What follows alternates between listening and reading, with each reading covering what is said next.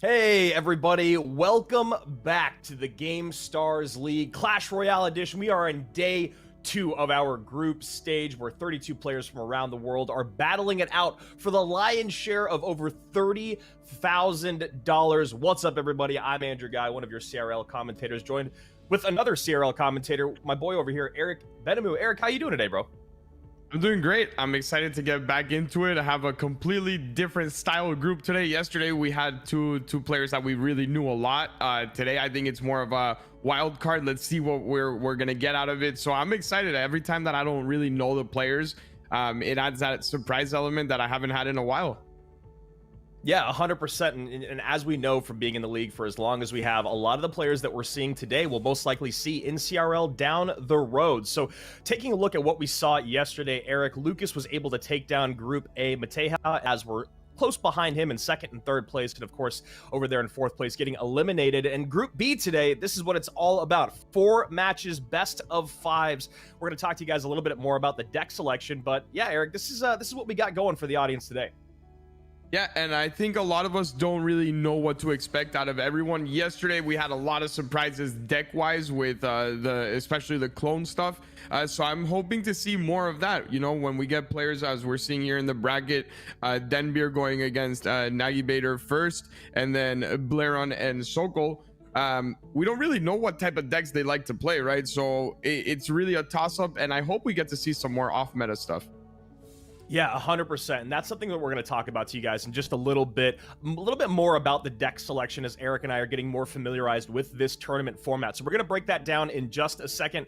As Eric said, Denbir and Navigator are going to start it off. Second up are going to be those boys you just saw there. But first, let's get a closer look at the players competing today here in Group B.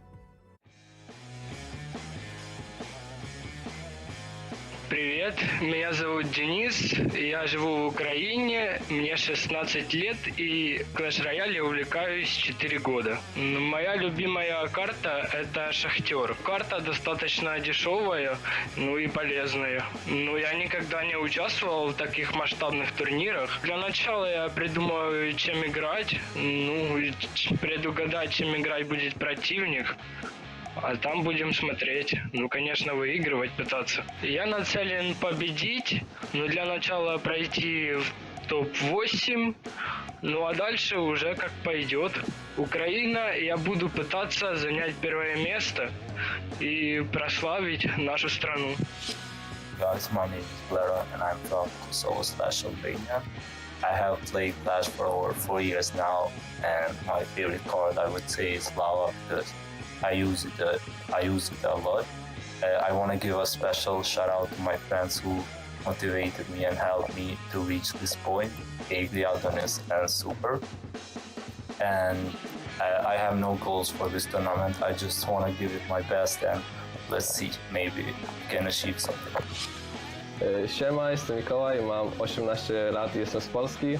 Clash Royale gram od 4 lat prawie codziennie. Mieszkam w Polsce, z miasta Wrocław, tam się wychowałem i wciąż nadal tam mieszkam.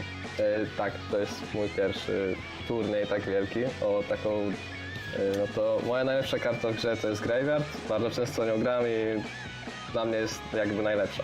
Chciałbym skończyć w top 8. Top 16 też nie będzie źle i to jest tak jakby mój cel. Nie znam moich przeciwników, są z innych państw. Myślę, że przygotuję jak zawsze. Меня зовут Женя, мне 16 лет, я со Астаны. В Clash Royale уже 4 года с половиной играю. Да, долгое время вообще тренировался, несколько недель. Самая любимая карта — Голем. Уже 3 года играю именно Големом. Соперников, да, полностью изучил уже.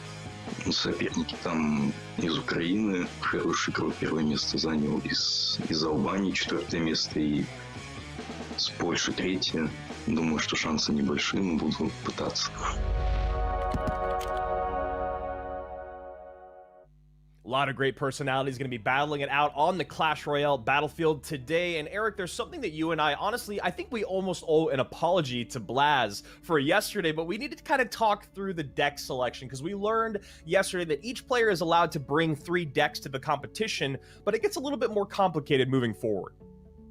Yeah, you actually have to win with all 3 decks to actually have a chance at this, which is the reason why we saw him keep repeating the clone. We didn't really understand why we kept seeing the clone when it wasn't working, but that is kind of a play on duels in a certain way, right? Instead of having to win with certain different cards, you have to win with certain different decks, which makes you play different archetypes, different styles. And I like it.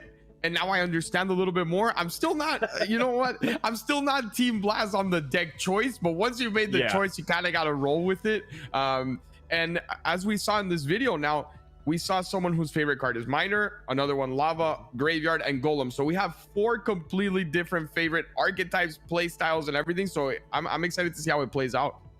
Yeah, 100%, man. I think what you're saying there is really just hitting the nail on the head with this kind of being, it's almost like an introduction to the duels format. You can't repeat all 8 cards. You have to have at least 6 cards. You know, you can have 6 of the same, but 2 of them have to be changed every single time. And as you said, you have to win with all 3. So if you bring 2 great decks forward and that third one just isn't doing it for you, you have to keep playing it. And if you win with one of your decks, it gets to sit out for the rest of the match. You can't just keep running that deck back over and over and over, which is why I was almost wondering why Blaz didn't go back to that Royal Recruits deck. So now that we're caught up with all of our competitors, and thank you guys for letting us know on Twitter, I think it's going to make things a little bit different going forward today when you talk about win conditions, when you talk about repeating decks, and also when you talk about losing. When you talk about losing with the deck, Eric, how rough is it to go back to that same deck as we saw yesterday with Blaz and having 0 success? Yeah, and I think the only positive side when you do lose with the deck, it's okay, maybe next matchup will be easier because since he won with that deck, he can't repeat it, right? So I mean, you're kind of praying that you at least get one decent matchup before the match is over.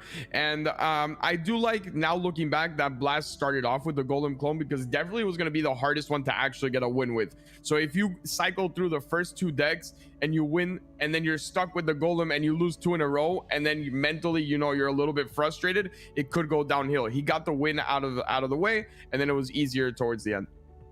Yeah, and the other thing that we kind of have to take a look at today is win conditions. Each player has their favorite win condition. Yesterday we saw, you know, the most successful player in Lucas was able to change that win condition up. He didn't only play comfort. We saw a couple other guys struggle yesterday with going back to comfort over and over, whether it was, you know, the Golem mirror deck or whether it's just kind of like a beat down archetype. I'm very curious to see what happens today with players maybe trying to vary up their win conditions all the way from something that's like a quick cycle deck to a heavy beat down deck, maybe even something crazy like Clone in there. Do you think that variability is really important here, or do you think it's really just go with tried and true, go with your 3 favorite decks?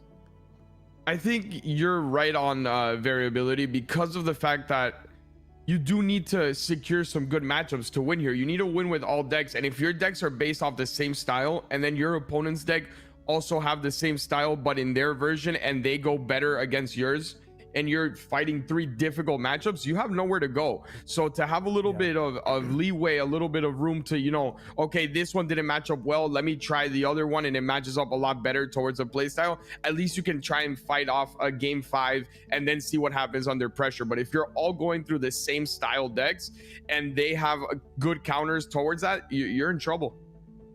Yeah, so, you know, why are we here? What is Gamestars and what it is? It's a tournament where players from all over the world, all over countries in Europe and the Middle East are coming together. 32 of the top players who have made it through qualifiers are here today in the group stage. We're going to have group stages this week, and we're going to have group stages in a couple weeks from now. Just 1 group per day, 4 players in each group. Each of those players is going to play 2 matches on any given match day. What's going to happen is the person who gets first place on the day is going to move through to our finals. The person who gets last place on the day is going to be eliminated. And speaking of elimination, 2 guys who don't want that to happen to them, but it is double elimination. Den Beer, bottom of your screen. Nagy Bader at the top. Let's do this, man. Here we go. Game 1. 2 players that we know nothing about, and I want to see how they react not only to this format, but to the pressure. We know that in the video, some of them said that this is their first time in a tournament of this scale. And look, to give them a little bit of, you know, applause and everything, no one got invited into this. They did have to fight their way through qualifiers. So even though we might not know their names, they definitely did their work to get to this point. Yeah, it's a really, really important point that you make, man. I mean, a lot of tournaments these days have invitationals or an invitational part of it where it's like, oh, you've been in CRL, or oh, you're on a famous team, or oh, we just know who you are. You're immediately invited to this tournament. Whereas, like you said, in this tournament, you had to scrap your way to every single stage, every single next stage that you wanted to get to. It all came with W's. Nothing was given for free. And here we go. Lightning out early, gets that Hunter off the tower. Bats refocusing, getting tanked for by that baby dragon. That's a lot of damage early on here for Nagibator, which, Eric, do you think he's running Golem with this makeup? It definitely looks like Golem, and I think Den on the bottom definitely got a little bit lucky there that the lightning didn't hit the Ewiz as well, because it was in range. Yeah. I think he might have just dropped the lightning a little bit right before the Ewiz went down. If it would have gone down a little bit later and got both, I think that would have been a very different looking tower. So you see right here the aggressive graveyard push on the right-hand side, making it so that Nagibator can't get anything in front of that Ice Wizard, or maybe cannot reset and get down his Golem. Denbeer responds with a P.E.K.K.A. This is interesting, Eric, because the P.E.K.K.A is going to have to come out a lot for those two, elite barbarians, but regularly you would want to save that P.E.K.K.A for the Golem. Do you think that that's not really the case here because of Hunter, or do you think that's something that Denbeer is going to have to work for over the rest of this game? I think he's going to have to continually use that P.E.K.K.A for the Elite Barbarians, because he can't really use his other defenses. When you look at the rest, yes, a Hunter could take care of it as well as an Ewiz, but the problem is the spell, right? He knows that those are your troops to defend it, and if you decide to go that route, all he has to do is lightning, and then he has a free pass to the tower, so it could get very, very complicated. The only card that he has that could withstand the lightning is a P.E.K.K.A. So a really, really nice defense there. He drops the Hunter up high on top of the baby dragon, and then, I was thinking right then and there that maybe he should have played the P.E.K.K.A to catch those Eat Barbs coming across the bridge, but decides to drop his Fisherman, his 8th card. Good defense there, and now setting up for this Golem push coming down the right-hand lane. Yeah, and I think a little bit of, over aggressive on Nagibator's side when he went with that Golem straight into the P.E.K.K.A. I think he was trying to just protect his troops, but at that point, it's not worth an 8 elixir protection, right? You end up in a bad position, and he's leaking a lot here. He needs to get his head in the game, make sure that he's not giving up all that free elixir, because now look what's coming on the other side. I expect the lightning at some point as well. Yeah, it's really going to have to be about a defensive lightning here to deal with these troops. That Fisherman going to pull the Night Witch into enemy territory. Not even going to make it. A lot of trouble here coming across the bridge. There's the lightning, but we have a very healthy Ewiz and a Barb coming across. This is trouble for Nagibator, who has lost control of this game. Yeah, slowly, I think those little mistakes, that being a little bit over aggressive, giving up 8 elixir, and then now he's forced to use a NATO back. It's slowly slipping away. He had control at the beginning, but that one, when you play such heavy decks and you give away 8 elixir, and then on the other hand, when you do have 10 elixir, he spent what, I think 3 or 4 leaked elixir and gave him an extra P.E.K.K.A. You cannot do that in double elixir, and you have a Golem deck. You have to constantly be aware of your cycle, your elixir, and get everything down on time. Yeah, and that's something that you guys need to be paying very close attention to at home here from one of the best coaches in the world, is when you're playing Golem, it makes sense to want to leak elixir early on in the game. But once you get into double and a triple, there's never an excuse for you to leak elixir. You must use that elixir in your favor unless you are really, really back up against your heels and literally have no options. But Nagibator, as you said, and that's a huge mistake right there, he misses the barrel, gets too aggressive early on, he loses control of the game. And Eric, I am thinking it might be in that moment that you're talking about where he drops that Golem down right at the bridge into Mama P.E.K.K.A, trying to protect a troop, as opposed to resetting, right? If he just resets, defends, can maybe even set up a Golem in the opposite lane, he threw away all the control that he had there. Yeah, and it would have even been better to just use a lightning. I know it doesn't sound great when you think, okay, he's going to lightning up P.E.K.K.A and just a Hunter on the bridge. But if your 2 options are lightning and Golem, just go lightning. You don't want to use your win condition. You don't want to, every time you use that Golem, you have to go through a full cycle again to get back to it and then be able to make a push. It's not the greatest of trades, no, but at the same time, it's better to have your win condition in hand. The only good thing that we can see out of this is now he doesn't have a P.E.K.K.A Hunter Fisherman cage deck to defend against the Golem. Yeah, that is actually a very good point that you make there. So now maybe we're going to see Nagibator just go right back to it, as that is something he can do. It's not something that he has to do, but it is something that he can do. And I think that he's going right to it, Eric, hoping that he is not going to find himself in a terrible matchup once again. So we're going to see how this, Piggy's deck faces off against this Golem deck once again. Nagibator just needing to be a little bit more patient, I believe, in single Elixir. Yeah, he needs to be more patient. He needs to. I'm not sure if he just didn't have NATO in hand, but I think that was a pretty gifted King Tower activation. I'm assuming the only reason he didn't go for it was he didn't have it in hand, but he definitely needs to get that King Tower activated at some point and use it to his advantage. Yeah, and these are things, guys, these are just little gems that Eric are dropping for you that are just kind of must-dos. You must do these things if you want to be successful. And that lightning at the bridge on the P.E.K.K.A. and Hunter is one that I think would make a lot of people uncomfortable, as you said. But when you kind of break it down step by step, what are the other options? And you said the worst option is playing your win condition, because you have to find yourself in a brand new cycle. So here we go. Good defense, both sides of the board. Not a lot going on. Nagibator down by about 600 HP early. Yeah, and he's actually not in a bad position overall. It does seem like it's not great, but when you look at the deck on top, this has to be a King Tower activation, and it's not. Again, I'm not sure why he's not going for it. At the end of the day, yes, you might take a little bit of damage here when you're trying to activate. You might have a little bit of Hoggy still on your tower, but it's late game, right? When you're going to be pushing, and that's not the Lightning either, in my opinion. He has such an easy defense for this. I think he's getting a little bit ahead of himself. And at the end of the game, when you have that King Tower activated and you have something like Ice Wiz, that's all the defense you need, right? But when it's not activated, the Ice Wiz is just not enough.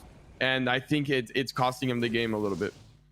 Yeah, really surprised there with that Lightning, Eric. I mean, I understand wanting to get that Mother Witch off the board because the bats from the Night Witch are just kind of send Hoggies down your weaker lane. But again, you got to be smart with your Elixir here, and spending 6 on 4 in a tower late in game makes, as you said, that defense very, very easy for Denbeer.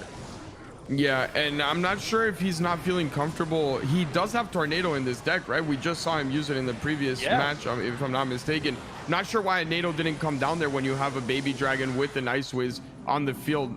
He needs to start using that more to his advantage. It's the strongest card in the deck, and as I say that, he uses it, and he uses it the wrong way, in my opinion.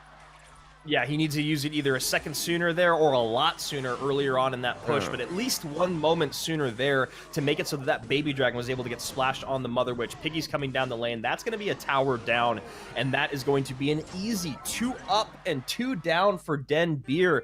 And honestly, Eric, what I think is the most interesting about this matchup so far is it doesn't actually really feel like these guys are really outmatched. It just feels like Nagibator isn't playing comfortably, or he isn't playing the game that he knows.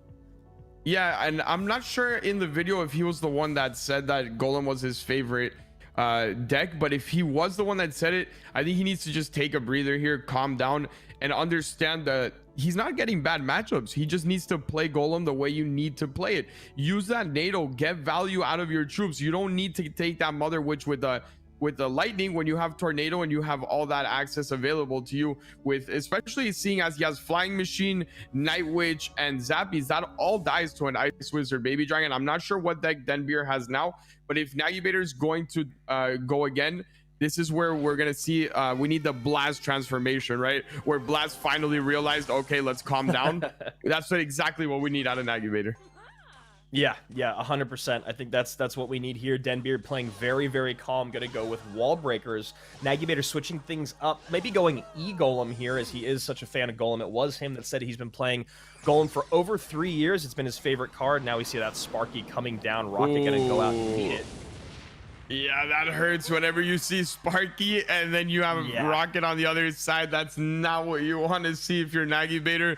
On the positive side, I will say it's not all that bad that he switched decks, just because if you build a big Golem push and you put that Ice Wizard, that Baby Dragon, that Night Witch, and you don't know he has Rocket yet, and he gets all that value, it's basically game over for you. So it was kind of a lose-lose situation on both decks, but I think this one is even a little bit better.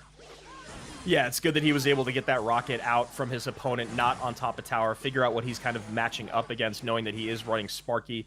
Goblin Giant, very popular deck in old metas. Now, of course, with the E-Barb swapped in, as it is swapped in almost every single deck out there. Wallbreaker not going to connect on either side. Nice. Oh, wow, that was the slow from the Ice Wiz.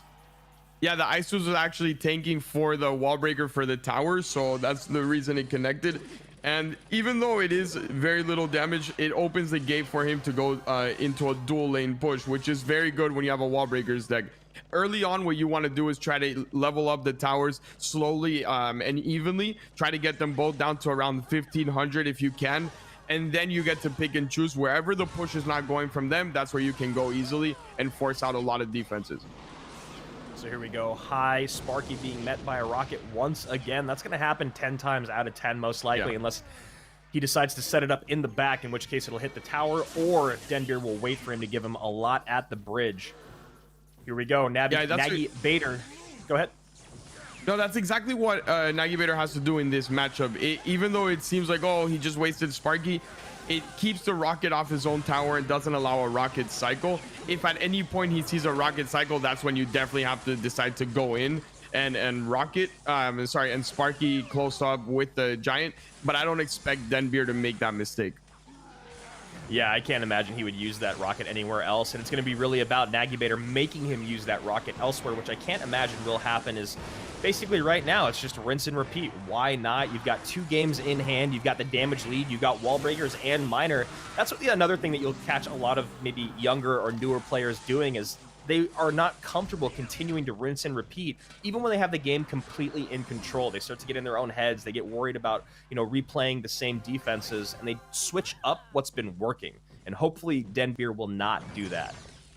Absolutely. You definitely are 100% right on that. I don't know how many times I've seen a player, and that was an amazing rocket. Yeah. It hit the healer as well. I don't know how many times I've seen a player have the control of the match completely. All he has to do is keep repeating, and then he gets a little bit anxious and decides that he wants to try and make a play to secure the match, and that's where he loses it. Yep, and it's one of the worst feelings in the game. But right now, Denbeer playing very, very calm, collected. As you said, a beautiful, beautiful rocket coming out, hitting all things on the board, and now Nagy Bader just having to restart Goblin Giant in the back, and of course having to deal with these miners on the left-hand side. And on Nagy Bader's side, I think it's time that you need to, I don't really love that. I was going to say, I think it's time you try a split lane push. He keeps putting those elite barbs on the same side, but a Valk is already there defending, so it just doesn't make a lot of sense to me. You're basically giving them up, and I think he's giving up on the match itself. He just let everything connect, and he had 6 elixir in hand. Yeah, you see the frustration on his face there, just kind of not knowing what to do. You see him setting up that Goblin Giant in front of his left-hand tower, taking damage on the right, trying to min-max here to make anything happen. He's not going to be able to get a Sparky down behind this, so he's going to go opposite lane. There it is. But Eric, it just feels like he's too split. I understand wanting to split stuff up, but I don't think it's actually going to kind of come together the way that he wants. I think the way that you said it earlier, where some players just need to rinse and repeat to take control of the match, it was the opposite for Nagy Bader. He needed to just try new pushes, see what would happen, rage up something, and he kept playing into Denbeer's hand. Denbeer played that perfectly. He kept doing the same thing because he realized, look, I keep getting 200 damage lead every time that we go through the cycle, so why would I change? On the other side, you need to force a change out of him. He's not going to force it himself. Yeah, and I don't know what that change is. A lot of the times the most successful things that we've seen Goblin Giant Sparky players do when they're kind of caught between a rock and a hard place is they'll start either the Goblin Giant or the Sparky in the back, and they'll drop the other one at the bridge in the opposite lane. It was just something that Nagy Bader had a really hard time doing because Denbeer was being so calculated and disciplined with his rockets. So Nagy Bader going to drop down to our elimination bracket. Denbeer going to move on forward. He will be playing the winner of Blairon and Sokol, who is going to be our next match up here in Group B. And Nagy, I think what he really has to do, Eric, I mean, he has to keep those 3 decks, I believe, and what he needs to do is just maybe try the 3rd deck that he hasn't run yet and just reset here during this next BO5. Absolutely, and he also needs to have a little bit of a little praying session that there's no rocket in the next opponent's decks, because the golem, that golem deck matches up well even if you're going against Pekka. As long as you can really wait and build and do the right push, it can almost take care of any matchup. The biggest problem for him is if he faces another log bait rocket type of deck, and he has this Sparky deck, right? It's a little bit of a toss up, so he needs to get a little bit of fortunate situations for that to work. But I'm also curious to see what his third deck is. Yeah, me too. I'm excited to see what his third deck is. You know, he ran Golem back to back because it is his comfort deck, as he talked about before. So let's take a look at some of the highlights of that match. I mean, this was game one, and that's the tower take there from Den Beer. I think what was really surprising about that game was, you know, Nagibator started off really strong, Eric, but he just kind of lost control. And what kind of appeared to both of us was that NATO seems to be a card he's maybe not as comfortable with as you would assume most Golem players are. 100%. Well, we've been fortunate enough, obviously, since season one. You more fortunate than I, because I actually had to go against it. But watching Royal play Golem, right? Golem NATO, you know the plays that could be made with that NATO. You know, if when someone feels comfortable with that, he can make anything happen, especially all those King Tower activations. He had a lot of troops that he could have used it on, and that's a big factor when you're playing against Hoggies, because at the end of the game, we saw him bar barrel, right? And the bar barrel, yeah, it was great, but it didn't give him enough damage without that King Tower activation, and that could have changed a lot if it was. So maybe Blairon and SoCal going to slow things down here after watching the other players in Group B. I mean, Den Beer played exactly the way that you want to. He was calm, he was collected, he played the decks that he wants. As you and I were both pointing out, he didn't get caught in the idea of getting anxious and trying to make a move happen. He just let the game come to him. And that's something that we saw yesterday with Mateja and Lucas as well. And I think that's what some of the most successful players are going to have to do here, especially because, as you said, Eric, they don't really know each other that well. They don't really know what decks they're going to bring forward. So what can you control? And that's the way that you play the game. Den Beer actually didn't make any flashy plays, right? At no point, it's not like we're talking about crazy highlights or he made the fantastic play. What he understood was, I don't need to do that. I just need to make sure I'm in a good position to keep doing the damage and wait for his mistakes. He realized that he had the upper hand in not generally matchup, but in the way the games were slowly panning out, and that he was being more calculated. So he didn't try to go for, okay, let me get 5 wall breaker connections. Let me try and get flashy with the rocket and a miner. No, I'm just going to slowly do this. And he played like if he was a very experienced player. Yeah, and the other thing that I think, you know, that you kind of just highlighted there with what Den Beer did, and one of the things that actually we enjoyed that Nagibator was doing, and what all the best bait players have to do, is just because something isn't working doesn't mean you have to stop doing that one thing if it's getting a spell out of your opponent, right? Yes, if you're running your head into a wall over and over and over and you're getting nothing out of it, just bad defenses and taking a couple hundred damage, you got to switch it up. But if you're getting that really important spell out of your opponent, that's a crucial and integral part of making that deck succeed and making those big pushes work. So I really applaud some of what Nagibator was doing there. But again, just slowing things down a bit, making those last second reactions to defenses, you know, doubling down on offense only some of the time, right? Some of the things that I've done with wall breakers, miners, is every single time I put wall breakers down, I want to send in a miner too, because it's harder to defend, right? Absolutely. And he actually he went wall breakers, I think 5 different times, where he realized, okay, the zap isn't in hand, or he's going to have to drop in an E-Wiz, and that's going to take out his cycle. He was very smart, and he definitely knows how to play that deck. And another thing to you know, really commend him on is the fact that I think his deck choices were better. It's, yes, the rocket is good, but in general, I think these decks are better in this meta, and they were more of guaranteed I have a chance to win these matchups, as opposed to Nagibator on the other side took a little bit of a higher risk, and in this format we've seen it not really pay off right now.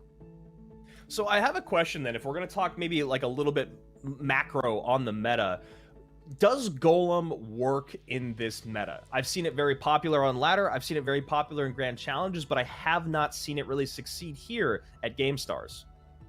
I think it is a very, very strong deck the only deck of that style that I would prefer right now is the E-Giant deck. I think they have almost the same cards when you look at it. They both carry lightning. They both have that Ice Wiz, NATO, Baby Dragon combination. And I just think it's a little bit stronger. But Golem works if you know how to play it, if you understand the matchup. You need Golem, even though people, you know, we like to joke around, Golem first play, Lava first play, and you won the game. It's not really like that unless you're playing in the 3,000, 4,000 trophy range on ladder. This is competition, and we've even seen it with the E-Golem. We've seen how many pros go in with E-Golem and lose. We've even seen Ruben, who's considered the best player in the world, go 0 for 3 in what CRL with E-Golem. When you're playing at this level, as easy as decks seem, you need to understand how to play them.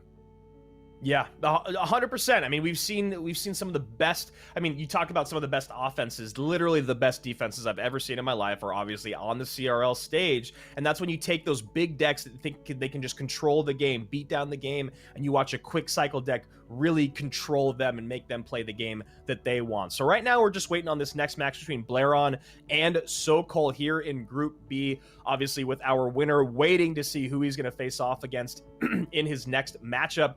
Group A yesterday, Mateja, Lucas, and of course Blaz. Those are the three working their way forward, getting a little bit closer to that $30,000 prize. Over $40,000 up to grab for the entire tournament, which is, you know, that's crazy. And then you and I, Eric, we're going to be here this entire week, right? Absolutely, casting every day, and I mean, we're casting even Saturday and Sunday, just something a little different than the game starts. So me and you will be seeing a lot of each other, and I'm excited. Yeah, I mean, a lot of Clash. And another little thing to point out for Den Beer is congratulations, you live to fight another day, right? Because he's guaranteed that second, third place minimum. So I mean, yes, that's definitely something, a little bit of pressure off his shoulders. And what Eric's talking about there is obviously with our 2 matches today between the 4 players, the winner, if he wins 2 matches in a row, as we just saw Denbeer is halfway there, he will be the winner of this group stage. He'll be making it all the way to our international finals. The other 3 players are going to duke it out, and whoever ends up in last place will be eliminated. And then second and third place are going to move through to our essentially like semifinals before we get to our international finals, which will be taking place towards the end of April, the beginning of May. And then we will get to our actual international finals where we're going to be doing BO7s. I'm trying to think, have I even ever cast BO7s in my career? Did we do them? We didn't do them in China or anything, right? No, we barely played in China. I mean, it was pretty, you know, I did more talking than I actually did playing in China. That's an event that to forget. But you know, it is definitely something else here when you think about a best of 7 in this format, right? Yesterday we were saying, well, Igor can just repeat mortar 17 times. Well, not anymore. You got to go with different style decks. And now I'm more curious to see. If you would have told me this is just play whatever you want, you can repeat the same deck, I'm telling you, Igor top 3 guaranteed. This format changes the game a little bit. It opens up the doors for a little bit of other players to see what surprises they could come with. Igor is forced, and other pro players that we know are, you know, Eternity, for example, on one of the brackets, he's one of the better Golem players historically. So now he's gonna have to not use Golem 3 games in a row, and it's gonna make things a little bit more even, in my opinion. Yeah, and you know, so what we've kind of seen so far in these first 2 days are players from all over the world. And you know, we've seen people from Ukraine, Kazakhstan, Sweden. We've seen people from France. Now also we got players from Great Britain, Germany, Russia, Turkey, Sweden, and of course our wild card entries or our wild card qualifiers are mainly from the Middle East and a few other European countries. As of right now, it just seems like some of the players are having issues connecting to the game. And here we go. We're in. We're good. We're ready to go. You guys are probably wondering why I'm talking. I'll stop now. Let's get to the action. You can keep talking. It's okay. I don't think people mind. And here we go with a match that straight off the bat, you don't mind it if you are Soko, right? You obviously know this is going to be a Hoggies deck. Unless we see some very, very weird variation on a lava. And on your end, you have a bomb tower, bar barrel, Valk, Ice Wiz, probably NATO as well. So I think he's happy right now. How do you feel about Bomb Tower right now, Eric? A lot of people are saying, a lot of pros in the scene are saying that you should just swap out Tesla for Bomb Tower like 99% of the time. Do you believe that's the case? Do you believe it's 100%? Do you believe it's a little lower?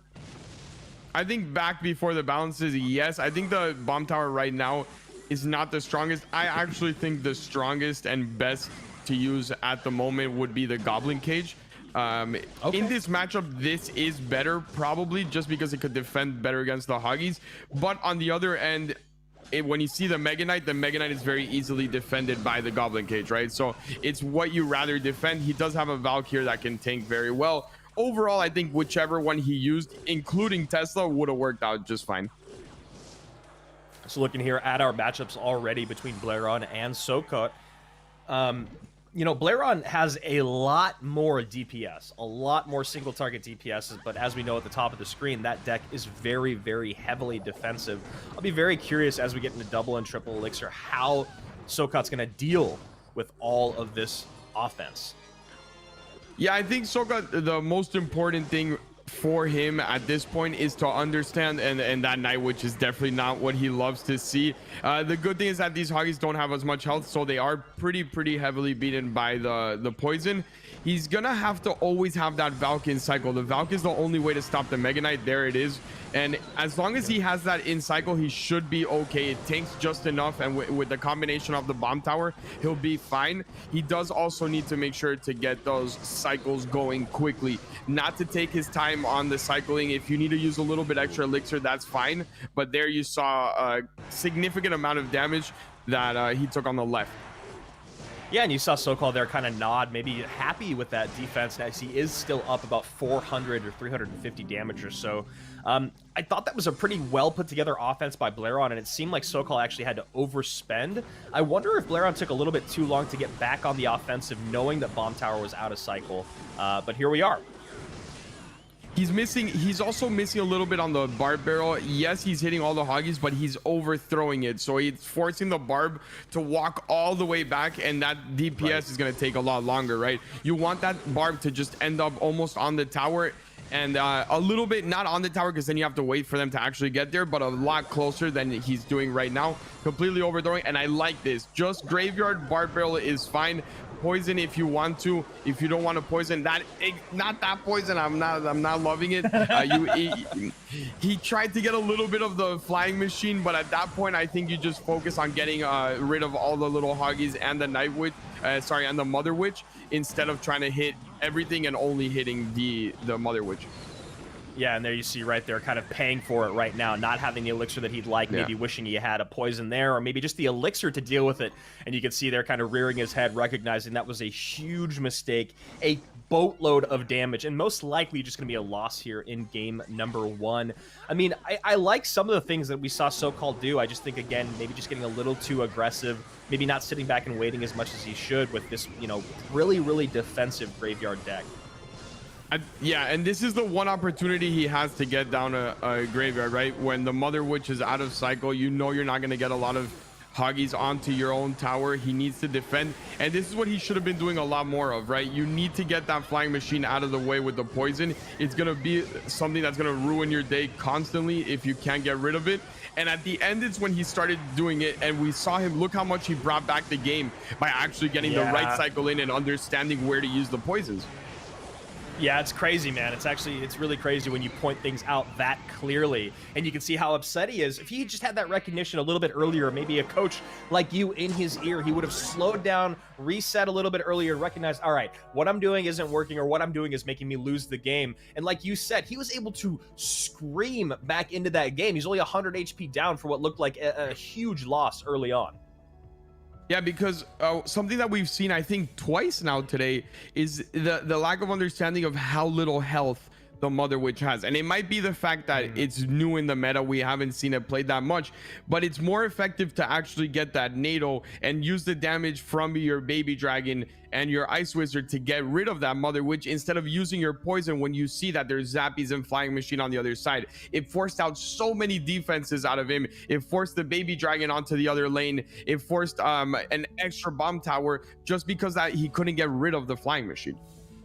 Exactly. And the Flying Machine, one of the most frustrating cards in the game to play against, like the Rascal, or not like the Rascal, excuse me, like the Firecracker, like the Magic Archer. It's really important that when you know you're playing against those cards, again, you recognize, just like we talked about last time with Den Beer and that Sparky, you got to save your poison to get those Flying Machines off the board and deal with everything else. Because the second he did that, Eric, like you said, the moment he recognized that, he had a lot more control over the game. And you know what? To his opponent, we got to applaud him. He played pretty dang well there. Maybe got a little bit off the rails at the end. He did. And what Blairon did very well there was always split, right? Make sure he needs to make a decision. That was what he was being very smart about. A lot of players will make a mistake and give him extra poison value and put the Mother Witch alongside the Flying Machine. I don't think he did that one time the whole game, and that having to make the decision is what cost him the game at the end for Sokol. Wow, look at that. Really, really nice Heal Spirit coming in, keeping everything healthy and on the board. Huge, dude, this is brutal. Yeah, big push coming in. Yeah. Mega Knight gonna get pulled. That's a tower. I'm not sure. Yeah, he threw out the good game already. Plus the fireball. There's just not enough DPS in that Mega Knight, right? Even if it's on the RG, you're okay with it. That it's basically game over at this point. Yes, you have that and a good log that even worked out to his favor. I don't know if he was expecting the Hoggies. He definitely threw that down right before the Hoggies came down, and it just worked extra. Yeah, really, really perfect log there. You see Sokol already shaking his head, knowing that this is most likely already a loss in game number 2. Barb Barrel comes out a second late, gets that E-Wiz shot in, and I know what that sound is in your voice, Eric. That's basically the idea that, you know, a player starts to cascade with their mistakes. They make one and they follow it up with another and another and another, and that's one of the most brutal things about Clash Royale, man, is you make one mistake and you're playing against someone good, you're just gonna make them for the rest of the game.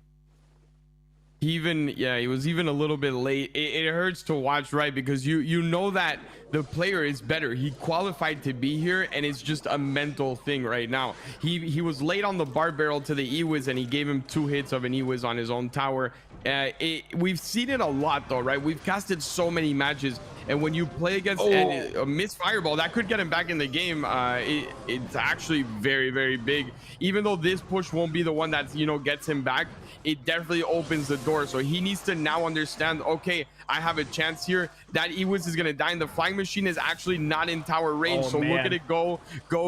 This is where you're putting the pressure on. And now he missed another fireball. He missed his one of the zappies, and he's back in it. Yeah, man, that was a nuts little breakdown, a nuts little play-by-play there. That Flying Machine, again, just such a nuisance. Sokol doing the correct thing. Gonna get that Flying Machine down, get some damage on that Royal Giant, and now sends the Barb down that lane. Split lane pressure here. We're going to 2 towers, and Sokol gets a lot of luck with some misplays by Blairon.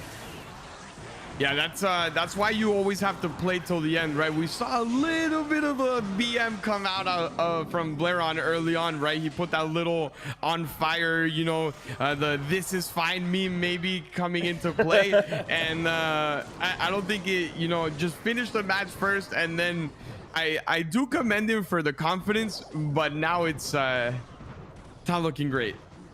Yeah, you got to close it out, right? Confidence is always great when you're winning, but here we go. Flying Machine gets met by that E-Wiz in the pocket, splitting those zappies in the back, and now we see Royal Giant set up at the bottom of your screen here for Blairon, looking to go back on the offense. I'm very curious as to what the best way is for Sokol to take this tower, Eric. What Sokol has to do right now is get a lot of value out of the Flying Machine, force the fireballs out early, and then use the health out of your Mega Knight to tank for those Hoggies. There's the fireball. I expect him to defend this, and then I would like to see a push. That's actually going to bring it closer to tower, which I don't mind. Maybe even poison yourself here and force out more and more of a defense. He decides to go a little bit more calm, but he needs to be careful being calm. You don't want to be this calm against an RG deck because it's not an easy deck to get damage against, right? So you need to actually be a little aggressive, and when you forced out the fireball, it was a good moment to go in. So here we go, Flying Machine up high, now just waiting for the Fireball to come down. Doesn't have to do it because the Flying Machine's placed maybe a little bit more carelessly than he should have. That Fireball now available for these Hogs. Mother Witch though on the tower. Yeah, man, he's getting way in his head. Mother Witch in the pocket. Mega Knight taking for it. This game went to a full 180, brother. Yeah, that is crazy. He lost to Fireball, you know. That's basically what it comes down to. If he didn't miss those Fireballs, he would have taken this game in a one tower game. And look at how it turned up. And I think that time he actually did hit everything. It might be a little bit in his head, you know, when you miss 3 Fireballs and you go, okay, don't miss this one, don't miss this one, and you miss it. It's even worse and worse and worse. And at the beginning we were talking about the cascade effect on Sokol. At the end it was on Blairon. Yeah, 100%, man. You can see right there a little bit of a smile on Sokol's face because he knows that he got away with one there. He's back in the game. It's 0-0. We're 1-1 going into game number 3. And, you know, Sokol gets to play. Both these guys rock new decks here in game number 2. So Sokol going to have to go back to what he did in game number 1 eventually. But, yeah, man, a lot of mistakes there. We saw this yesterday with IL Shihi, I believe. Blairon as well, just stepping away from a win based off of a lot of very quick misplays. It could be the nerves, it could be the inexperience, right? There is a lot of money to play. We know a lot of these players, it's the first time they play on this level. They are on stream, they're being casted, so it all adds a little bit of pressure to you. I do think that Sokol has a leg up in the fact that RG deck is going to find it very, very difficult to go against the Splash Yard deck. It is a Fireball, Fireball deck, and with Poison on the other side, as well as the Bomb Tower and the NATO and all the slow, it's going to be very hard for him to get damage. So even if he doesn't win this game, Sokol can pull that deck back, and I think he has okay matchups. Yeah, that's a really strong point that you make there, talking about looking forward and thinking about the matchup of the deck that you just beat, recognizing that Blairon is going to have to run that deck back. So not only does that loss hurt because it was based off of mistakes and missed Fireballs, but now maybe you're putting yourself in a worse position matchup-wise later on down the road. And there we go, a nice aggressive NATO gets this Mother Witch off the board, and that Electro Dragon going to get at least one zap in on that tower. No, does not. Looking at it doesn't. I thought it was as well. I thought it was going to get it as well. But looking at this matchup, it's basically the same style for the two defenses on the decks, and they're both pretty decent, right? You have a Cage, you have NATO, you have Splash. He did use a Dark Prince, which would have been a great defense to have against those barbs. And now he's forced out of Cycle completely because the Goblin Cage went to the barbs. He needs to be able now to identify the match and get back into it slowly. He's still not out of it. It is hard for Blairon to get damage if he plays the right defenses. Yeah, and that's something that you talked about a good amount yesterday. You know, 500 HP to some of the best in the world feels like a healthy tower. And Sokol has almost 1,000 HP remaining on that top left-hand tower, so he just needs to make sure he plays these defenses a bit cleaner. And there we go, a lot in. There's the NATO to pull everything back. That Royal Giant is going to be completely stopped. Sokol's still not happy, maybe because of the log value coming on through, but that's kind of what's going to happen when you have to over-defend that left-hand tower. I also would like to see him play those Goblin Cages up higher when it's just the RG on him, right?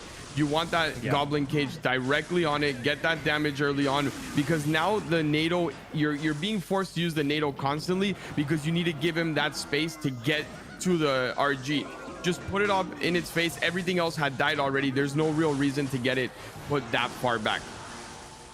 Lightning in, Dark like Prince. That lightning, yeah.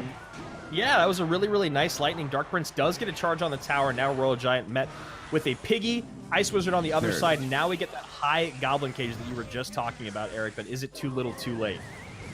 I think he's still okay. It's what I was saying. It's so hard for him to get damage with that Ice Wiz NATO combination. That RG is just so slow to get back to it, and the Goblin Cage does its job. So I do really like that he's understanding that, and he's not overcommitting. He's not trying to force a situation. He's just gonna have to keep doing this over and over and over again until he can finally get that counter push that he's looking for. He doesn't even need to NATO here, which is very, very good for him because now he can.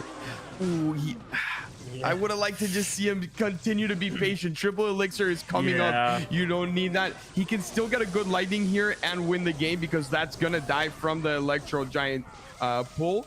So that was very good overall. It worked out for him. Wow. Yeah, great lightning, great bar barrel there to distract the fisherman as well, Eric. Just defend now, right? That's the name of the game at this point. Defend, defend, defend. You don't even need to go for anything. He's deciding to go for it. It's not necessary. I think he's gonna win the game regardless, but if you want to play it safe, you know that that was just a little bit late on the NATO. I like the idea, just a little bit late, and now he doesn't have it to defend, right? This is what we were speaking about earlier. You don't need to make the flashy play, just make the right play. And he lost. You think he's over? I mean, 168. He just needs to get back to the fireball. Yes. Yeah. There's the log in, cycling for his life. 433. The fireball's in. Oh my goodness. The Goblin Brawler gets the hit on the tower, and SoCal cannot believe it. What a play. I thought he lost it too, man. I thought he threw it away. I think I'm not even sure. I would like to look back at it at some point, but I think he logged everything forward, which actually wasn't the you know, he was trying to get the log out so quick that he mistimed it and logged the troops a little bit closer to him. But that felt like we were casting Morden all over again, right? Morden can only lose and win matches by a maximum of 50 HP. So it was very, very close. It was a fun match, but that flashy play almost cost him everything. Oh my goodness sakes. That was such a crazy back and forth there at the end. Yeah. Now, I have to ask you, man, as a coach, what do you kind of say to your player in this moment? Because it felt like at first Blairon was like, oh man, the wind kind of got taken out of his sails by making a couple missed fireballs. He gives up game 2. Now the momentum has swung so heavily in the favor of his opponent. Is momentum that massive, that monumental in Clash Royale as it is in real or other sports? It is. It definitely is, just because not only are these players very young, but you know that you have that extra room for, you know, maybe I can play a little more risky, and that opens up the door as to your opponent. He can't really take the risk because if he loses, he's completely out of it. What I do need Blairon to realize here is that RG deck is not going to get through the splash shard right now, right? It's going to suffer a lot. You know that the defenses that just happened to you were very, very hard. And it's what I said. He still have 900 on the game. As long as he realized the defense that he needed to make, which he did, he was going to get back into it. I would like to see Blairon go with the third deck to try and, you know, get back into this, because if SoCal, well, we know SoCal is going to play the splash shard deck, he's going to suffer a little bit. This has fireball, and again we're going to see Ice Wiz, NATO, bomb tower over and over and over again. Yeah, I think that's a really important point that you make, talking about what you know your opponent is going to play off. Obviously Blairon has 2 more options because he's only won 1 game. SoCal doesn't. SoCal has just the splash shard deck that he lost with in game number 1. So hopefully Blairon putting himself in the best possible position with the decks that he has left in his arsenal.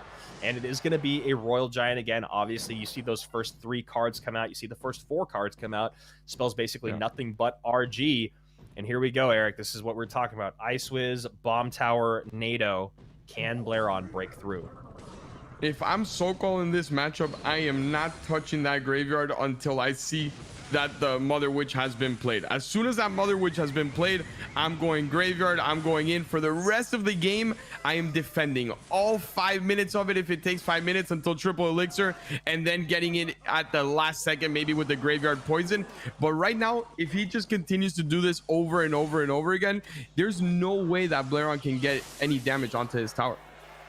Yeah, and that's one of the most frustrating things when your opponent recognizes a way to beat you and you don't really know a way around it, right? It happens all the time with spell cycle decks, or Expo is probably the most popular one, when you're playing against Expo and all of a sudden they just start setting up defensive Expos and start spelling out your towers. That's the situation that SoCal needs to recognize that he's in. As you said, don't even think about your graveyard. Don't even try to drop that graveyard down. Just defend. You're already in the lead. There's absolutely no reason to do it. You're 100% right. That is a very good positioning there on the Ice Wiz to make sure that it wasn't going to get hit on the bomb tower, and he needed to make a choice. But look at this. It's so easy for him. And remember, that RG came from the back. It wasn't even an RG on the bridge.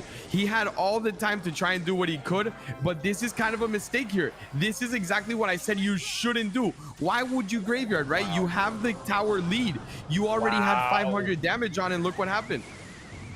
Oh my goodness, man. You literally, they need to turn on the broadcast. You said exactly what he needed to not do. He does it. Mother Witch comes out. Game radically shifts, dramatically shifts in the favor of his opponent again. And it's all because he played a graveyard into a card that he knew his opponent had.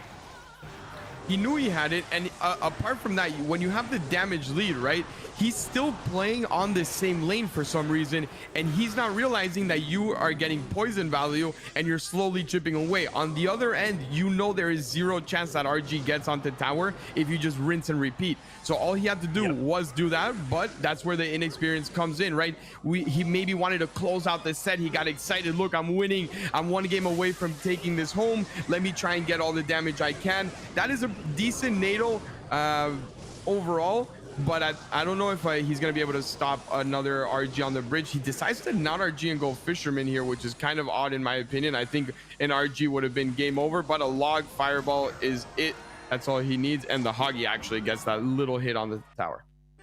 Yeah, Blairon back in this. We're tied at 2 there. Gets the RG deck out of the way with a horrible matchup. He really did. I mean, that was a very bad matchup for Blairon in the sense that, like, we saw for the first couple minutes of that game what was going to happen for the next few minutes had so-called been comfortable or confident or experienced, as you said, enough, Eric, to just sit back and let it happen. Blairon right now is, you know, he's sitting there, he's thinking, okay, I gave him one game, I just got it back, now we're even. The only thing I'm a little bit scared of here is if he decided to repeat that RG deck, knowing that it was going to be a tough matchup, what is his third deck? Will he actually have a winnable matchup here? Yeah, that's a really strong point that you make, because it does feel like it would have been, you know, a bit surprising had he not, you know, remembered that that was the deck he was going to play against. It seems almost impossible that that was the case. So yeah, I mean, I'm just very curious to see what he has here in game number 5. That he knows what he's playing up against. He knows he's playing against Graveyard, Baby Dragon, you know, NATO, Bridge Bomb spam. Tower. Okay, he has a bridge spam deck, and if it's the no spell or the fireball, either one aren't great when you play against Graveyard. The defenses are going to get tough, but if you can survive again until that triple elixir, that's when you have a chance. This deck always has a chance in triple elixir. Bomb Tower should come down here. There it is, and it's going to be pretty tough, and now I understand the RG decision. Yeah, I mean, and this is why you need a coach. This is really why you need a coach if you want to be the best in the world, because Eric, you already recognized in the first 30 seconds as the coach what you need to do. Survive to triple elixir. That's how you win this matchup. If it happens along the way because your opponent makes mistakes off of your great sound gameplay, that's great. That's fine. But your goal as Blairon is to get to triple elixir and then overwhelm your opponent. Absolutely. And on the other side, it's also a goal, right, to make sure it doesn't get to triple elixir. Just as much as he needs it to get to triple elixir, on the other end, you need to make sure it doesn't get there. That poison is definitely not a great start when you're looking at spells, and the Valk placement is going to get him so much magic archer value, and that is that is just a bad, you know, even sequence in general. Exactly, because you see here Blairon going opposite lane, trying to create a lot of pressure. I don't really love the full send 10 elixir push, 9 elixir push on the right-hand side, especially because he should recognize where his opponent's cycle is at, how many cards have been played, knowing that that bomb tower was back in his opponent's hand. If you're going to do that sort of push, you need to have magic archer in cycle to try and snipe that bomb tower. If not, everything will just die by the time it gets there. You need to recognize that. You need to understand that with an ice wizard and a bomb tower, everything's just too slow and there's just too much damage that unless you can snipe it with the magic archer, it's just not worth it. You get the same, right? You get the same out of it. I'm pretty sure the same defense would have come out if he put just the elite barbs as if he added the ghost. So right. Yeah, that's actually a really good point that you make there too. You know, he could have gotten the exact same thing for 6 instead of 9. Now we see that Magic Archer coming out, going to be taken off the board by that Barb Barrel. Surprised that the Magic Archer wasn't actually played a minute earlier to defend against that graveyard. Instead, he decides to E-Wiz and Bandit inside the graveyard. Gives a ton of poison value to SoCal. So, you know, a handful of mistakes from both of these guys on either side of the board, but we do see a very important King Tower activation. That is a very, very nice King Tower activation, but we do have to realize the cost of it, right? It did cost him a hit from the Ghost, and when the match is this tight and you're so close to triple elixir, this is where you put down a Magic Archer. There you go. There's the Magic Archer. He was smart to put down the bomb tower to now let it get a lot of value. But look how much it forced out of him, right? Now there's no Ice Wiz, there's no bomb tower in cycle. It forces out the Valk, and this is getting closer and closer to triple elixir where you don't want it to get. And there we go. Bandit dashes on the tower. Bandit full health, going to hit that tower. Yes, the King Tower activation does help bring it down a bit. 1734 and 1763, respectively, on the right and left tower of SoCal. Bottom of your screen, still behind Blairon at 1657. This is a very good graveyard. This is like one of those last second before triple elixir, and you have to do it. That Magic Archer staying there is also key to him. He got a little bit lucky that the Skelly spawned right when it did, because if it didn't, it was already walking away. A little bit fortunate, but you know what? In sports, in esports, in everything, sometimes you got to be a little bit fortunate to win the games. That's right, man. Luck is not always what you want to rely on, but you definitely need a little bit of luck to be the best in the world. Here we go. Baby Dragon right-hand side going to connect on that tower. Royal Ghost just going to walk right past it. Cannon Cart, so slow these days. Yeah, I don't even know if it's viable anymore. It's just so slow. Like, you're watching it come from all the way in the back of the map, and it's just, okay, when is this actually going to cross? Very good Baby Dragon predict there to make sure that Magic Archer wasn't going to splash onto tower, and he's playing this so well. He even has the Valk on the right. He's sending in a little bit of the BM and a nice little NATO. I would have liked the NATO to just go on tower just to finish it off. He's celebrating, but you still got 14, man. Finish it off. Come on. Oh, nah, Cannon Cart is going to take more than 10 seconds just to cross that bridge. And you can see how frustrated Blairon is. I mean, this is one of those things that it just kind of goes to show you guys, you don't have to be too hard on yourself, right? You're still, you know, for some of you, this is your very first tournament ever, you know, first, large competition, first time you've had CRL casters calling your match. Blairon did a lot of really, really great things, Eric. And not to take away from SoCal, because I thought SoCal played pretty dang well. It was just, it felt like Blairon kept shooting himself in the foot. It wasn't even that SoCal really, truly outplayed him time and time again. It was just that Blairon kept getting in his own way. I think you're 100% right, and I think it came down to also, both of these players played very well, but it also was which mistakes were less costly, right? Because they both made mistakes. It was just which ones really, really impacted the game more. And at this point, I think they both just have to move on. Well, I mean, more Blairon than anything, right? Because Blairon is now going into elimination match where it defines whether he's going to be able to play in that next day or if he's going to go home. The thing that he really needs to understand now is matchups, right? You know, two of the decks from your opponent, you know there's a Sparky deck on the other side with elite barbs, and you definitely don't want to see that if you're rocking an RG, because every time you RG, you're gonna get a Sparky, and if there's no Sparky in hand, you're gonna get elite barbs. So you need to make sure you play that right. Yeah, he's going to have to think a lot about that matchup game. And then for SoCal, you saw right there, you know, really going for some kind of reaching, swinging for the fences. He squeezes by with 96 HP in game number 3. And this really was a phenomenal best of 5, just going back and forth and back and forth. I think what you said about, you know, which mistakes were actually more costly was really a good point, because, you know, if I'm SoCal, I got to think about this set and think about the mistakes that I made. They were based off of maybe, you know, not enough experience, getting a little ahead of myself, maybe a little bit of anxiety. Whereas, you know, Blairon just felt like he just had a bad day with spells. It still felt like he played pretty well. I actually think Blairon is in a better place going into this next set than SoCal is. SoCal needs to slow things down because Den Beer played very, very top tier Clash Royale. Absolutely. If he wants to take that first place, he needs to go up a little, you know, a level, because I don't think Navigator played a lot worse than either of these players did right now, right? But Navigator lost 3-0 because he went up to someone, Denbeer, who understood every matchup. He played very calm, and like we talked about earlier, he played like he had a lot of tournament experience before. That's the same thing that we're gonna have to see out of Sokol now. He needs to understand, okay, I cannot make the same mistakes if I want to get out of this group in first place.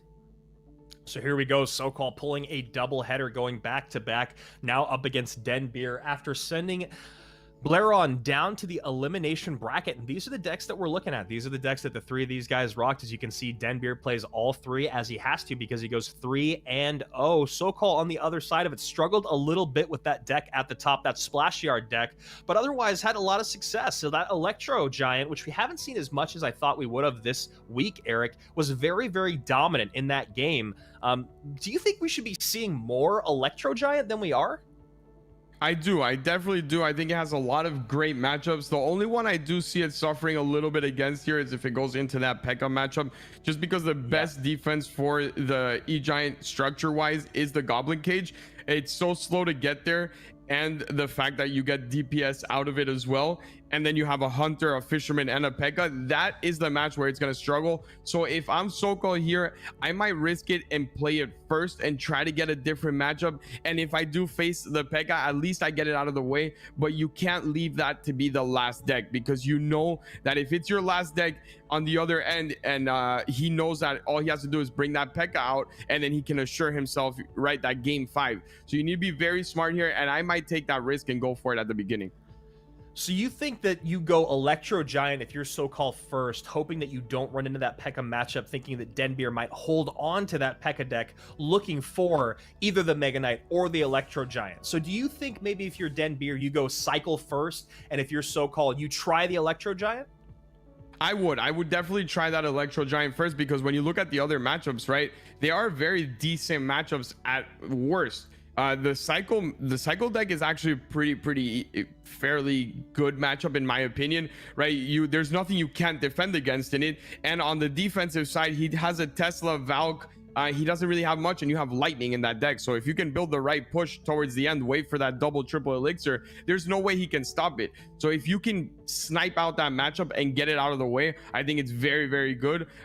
So I'm taking the risk. On the other end, I'm not 100% sure if I would go cycle first. I actually like the P.E.K.K.A first. I'm just trying to put myself in both players scenario, because if you do play against a Splash Yard, you have poison in that P.E.K.K.A deck. You have E-Wiz, and you have a graveyard of your own. So it's not a bad matchup there. It's a great matchup versus the E-Giant. And if you're both players, I think there's a less risky option in the P.E.K.K.A first for Denbeer, and I think you do take the risk if you're Sokol. So here we go, Sokol setting out that bar barrel early on. Royal Hogs come out right into the bomb tower. Probably not the matchup that he was looking for, Eric. Here we go, bomb tower plus bar barrel running into that Mega Knight Piggy's deck. So we already know he didn't go for that one matchup, that the E-Giant. I think it would have been pretty decent here. There's not a lot of DPS on this bottom deck, but it's still a very fair match for him. I think it's they both picked the safest deck in their deck pool, right? We're not going to see a mirror match most likely now, because I think they both have the deck on the bottom, if I'm not mistaken, in their deck pool, and that at least avoids the mirror, which I'm happy about. I don't really like seeing mirror matches. And also here with the bar barrels exchanging, I'm not 100% sure about that NATO either. Let's see how it comes up. You want to save that NATO definitely when you defend against the Hoggies. There it is. It would have been nice to have now, but the bomb tower is fine. I would like to see him activate King Tower at some point today in this matchup. We didn't see a lot of King Tower activations earlier on, and it cost the game, especially against a match like this when you have Hoggies on the bottom, and he definitely needs to take care of those flying machines. He learned from previous matches where he kind of suffered against it, and I like that he's making that adjustment. Good Valkyrie against the barbs, and it's just going to be a little bit of a cycle back to the same rotation we had earlier. Good bar barrel, understanding that would have probably got a hit onto your tower, and you cannot afford any hits from those elite barbs. They do a little over 350 if I'm not mistaken.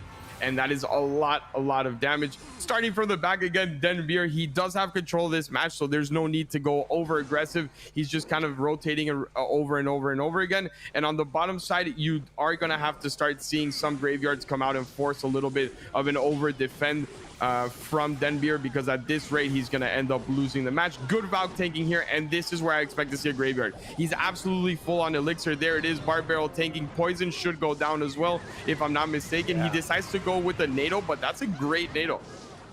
Yeah, that's a really good push right there. The defense is, you know, pretty good with that Mother Witch coming out. The Baby Dragon connects for half a second, it looks like, and now we see ourselves in what you would consider, you know, really a pretty fair matchup here for Denbeer. Yeah, Denbeer is really right now in a comfortable position. The only thing that he could struggle against is if he can get another push so-called just like that, but actually use the poison onto the Mother Witch, it could get a little tricky for him, because he was able to take care of the Flying Machine and the Elite Barbs with a good NATO. So he needs to just be careful of that, not give too much value to the Valk Baby Dragon. Good Fireball to, you know, try and take care of everything and avoid the counter push here. Yeah, I really like the placement on that bomb tower from SoCal as well, making sure that he wasn't putting it in range of the Flying Machine, but still dealing with, of course, those E-Barbs on the right-hand lane. Here we go, Mother Witch in the back to help clean all this up, sending piggies down the lane. Not getting really as many piggies as I'd expect out of those graveyard defenses, Eric. Yeah, it's because he's dropping so many other troops to defend as well, that it's not letting the Mother Witch actually take care of that many skellies, as long as he has all those troops, which isn't a bad play, right? Because there is a big counter push usually coming down, so you don't want to take any risks. Yes, you're getting less hoggies, but you're just securing that, you know, you're not going to let the game slip away on trying to get a little bit greedy on how many of them are going to spawn. Yeah, and we've definitely seen people getting a little bit greedy here in GameStars, and it kind of coming back to bite them later on down the road. So here we go, 1273 to 1802. Both these guys just playing in the left-hand lane, except for every now and then we'll get an E-Barb cycled to the right to make sure that SoCal has to continue dropping that bomb tower on the right-hand side and paying just a little bit of attention. Good Barb Barrel Fireball there as well to just try and get rid of that Ice Wizard, because it's such a pain to deal with. And that Barb Barrel actually does get 2 hits for free. That hurts, right? When the match is that close, it doesn't seem like a lot, but it really is, especially seeing as he has a poison graveyard deck. One good RNG here out of this graveyard could give him the match, and it could just be because of the two barb hits. Yeah, and there we go. The Baby Dragon NATO to pull that Mother Witch in. Gets the Mother Witch off the board. Yeah, man. Skelly's in. Poison in. Tower down. And SoCal able to make it happen, slowing things down and picking up a huge win early on in this set with the deck that he struggled with the most in his last set. Now he's played it 4 times, and I think he's won twice with it, bringing that up to 50-50. That definitely is a feels good, man. I got that deck out of the way. You know, I struggled with it before, and it all came down to that Barb getting 2 hits. The only reason those hoggies were forced out of Denbeer at the end were because he didn't have that lead anymore, right? If he had that 500 HP lead, he wouldn't have been forced to try and get some damage down. He could just over defend, make sure there's no damage on his tower. But SoCal with that Barb Barrel actually took control of the game. Crazy, absolutely crazy when a Barb Barrel comes in that late in the game and gets 2 hits on the tower. I mean, that's even something you don't want to happen in the first 5 seconds of the game, let alone in the last 50 seconds of the game. So SoCal starting off strong here in game number 1. Now we have to think about what he has to look forward to in the next couple games. Denbeer obviously still has this deck available. He has the P.E.K.K.A deck, and of course the Valkyrie Wallbreakers deck were the 3 that we saw from him. SoCal on the other side of it, I'm wondering if he goes to the Electro Giant deck now, or if he still waits to see if that P.E.K.K.A deck is played somewhere else. At this point, I think you just go for it, right? If you do play against the P.E.K.K.A deck, so be it. The series evens up at 1-1. You're still in a good position, and you know the hardest deck to beat is out of the way, right? So he basically gave himself a little bit of a cushion here, and I wouldn't mind him using it. He's actually going to go and try and force the mirror match, which he does. I'm not 100% sure if he was looking for this or if he tried to predict it, because mirror matches do tend to, you know, favor a little bit on who gets the better cycle at the beginning and who can get that little extra chip. So it's a little bit harder to see and predict who will win this game. So here we go, mirror match early on. Flying Machine, Mother Witch, and Zappy's out from the top of your screen. Bottom of your screen, the exact same 3 cards, plus the Fireball and the Bar Barrel. Now a Mega Knight cycled in the back on the right-hand side. So Piggies come down in the opposite lane. Good Mega Knight to bait that out. I think that's exactly what he wanted to do, and I really like the play because you have elite barbs as well, and now he needs to defend against this Mega Knight. He only got one of the elite barbs onto it. If that Barb Barrel would have just got a little bit lucky and not got stuck behind the Mega Knight the whole way through, it would have been a lot of damage. But this is game over. I'm telling you right now, in a mirror match, you cannot go down a tower this early. Yeah, man, that was just beautifully orchestrated. Now we see Denbeer maybe looking over his shoulder. I don't know who he's talking to over there, but probably something about what had just happened there. A very rough defense coming out from Denbeer. You see maybe getting a little bit too excited early on in this mirror matchup. He sends in those Piggies left-hand side after he sees the, you know, Mega Knight baited out on the right, but had to have expected his opponents to give him a little bit more of resistance than just letting those Piggies right on through. Absolutely, and I think it was also a very smart play from Soko, right? Because whenever you have on the other side, you know that they have this deck and they see Mega Knight come down, most players get excited and they say, oh, Mega Knight's down, let me go and attack on the other lane. And he was so smart about it, knowing that the elite barbarians were not only going to take care of them very quickly, but it would create such a strong counter push that I think he forced that mistake out of Denbeer.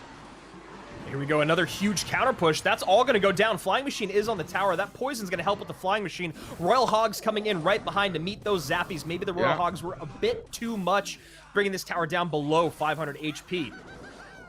That was a good play, but I think as long as he survived that, that's all he needed, right? As long as you survive that one push, get that Mega Knight down. He decides to not go Mega Knight. I think I would have just secured it, right? It's the only real way to secure with the Mega Knight. But overall, that was it. That was the all-in from Denbeer. You know it was going to be hard to defend because he literally went all in on the bridge. But as long as he survived it, he knew he was okay. I know we were ticking down to the final seconds there. That second set of Hogs I was thinking was maybe a bit too aggressive, but there was so little time. Was there a better way to put that offense down? Did he have just enough time to put something in front of the Hogs or save Elixir for a spell, or was that just the best way to go? I think the problem is how expensive everything left was, right? Because he already had used the Mother Witch, he had used the Flying Machine. So the next up in rotation was the Mega Knight and the Elite Barbarians. And those are a lot easier to, you know, stop or distract than the Hoggies on the bridge. It's cheaper. It doesn't let so-called gather up more elixir to defend. So I think it was his only real play, but it was a little just too late in the game. When I saw that tower go down, I basically said, this is game over. It's a mirror match. You cannot let that happen.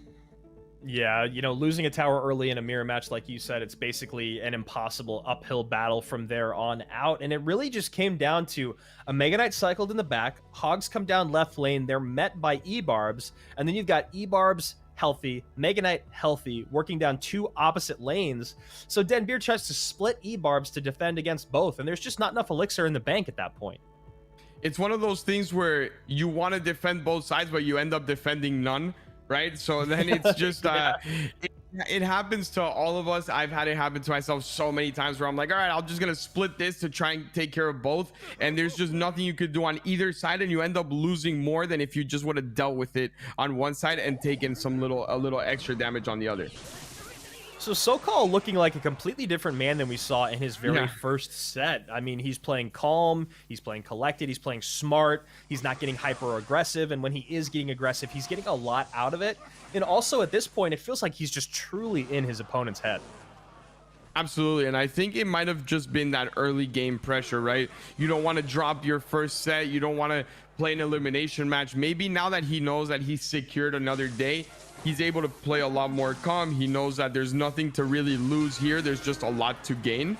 And this was a smart selection on Denbeer's behalf here. He knows what deck was coming out, right? So he tried to get back into this series by using the P.E.K.K.A, but it's not all that great of a start either.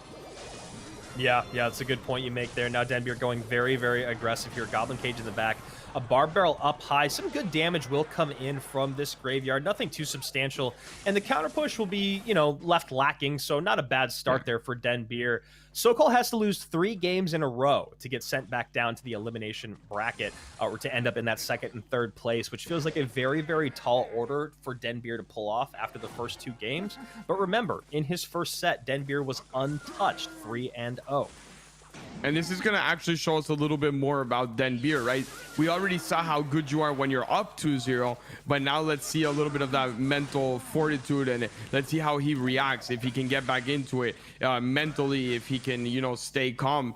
This deck, in my opinion, the way that Denbeer has to play it is you see Electro Giant, you P.E.K.K.A. You don't see Electro Giant, you don't P.E.K.K.A. It's that simple. Just always have it in rotation. We saw it with Rocket, right? Rocket goes down whenever I see this.